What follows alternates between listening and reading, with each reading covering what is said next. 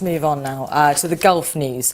It's leading still on this story, as I think many papers in the region are, this rape of the photojournalist in Mumbai recently, raising questions about the safety of women in India.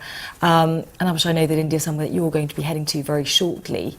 I mean, what do you think that this is doing for the image of India, not only as a country, as a destination, but also potentially as an investment place? Ironically, I was speaking about exactly this to a group of Indian business people in Bangkok last week, reminding them this is the oldest of all civilizations. This is a civilization where we actually, our deities are female. The central tenet of the faith is about the protection of women. The holy book Ramayana is about the protection of women. You can't get that more central to the civilization of this country, and yet women are not safe. They will not be protected by men in India, because if they were going to be, it would have happened already.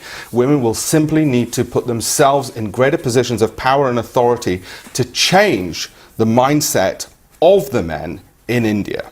It's going to have to come down to the women themselves, because the men are not willing or able to do it themselves, and women are not safe in India. Where will that change come from? It's going to have to come from... It's got to come from the authorities? It'll have to come from the women themselves moving into positions of power, saying, we want to take authority. It'll have to be that they themselves say, we want to be judges, we want to be lawyers, we want to be in the police force. And sadly, it will take decades, because as I say, if the men were going to do it, and it's men who are in positions of power throughout India, it would have happened already. Does this statistic surprise you? Quoted in the Gulf news again, every 20 minutes in India a woman is raped.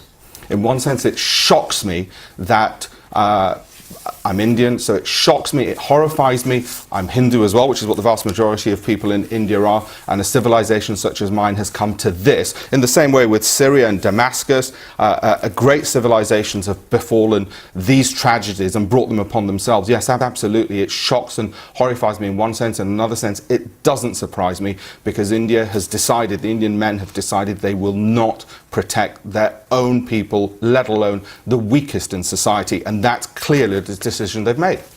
Okay, well,